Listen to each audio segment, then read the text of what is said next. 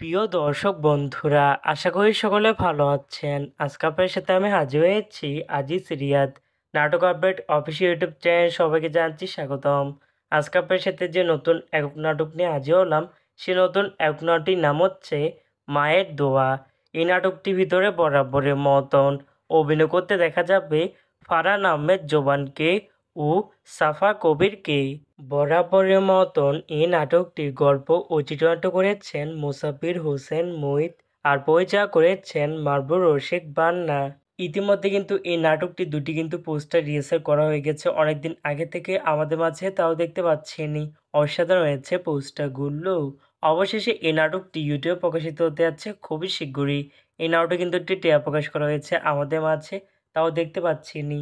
নাটকটি ইউটিউব পর্দায় দেখতে চোখ রাখতে হবে 28শে মে বুধবার বিকেল 3টায় শুধুমাত্র জিটিভি ড্রামা এর অফিসিয়াল ইউটিউব চ্যানেলে।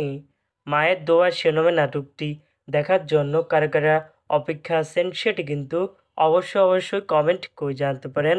আর এরকম নতুন নতুন একক নাটক, ওয়েব ফিল্ম, ওয়েব সিরিজ অথবা ধারাবাহিক নাটকের আপডেট ভিডিও পেতে এখনই চ্যানেলটিকে সাবস্ক্রাইব করে রাখতে পারেন।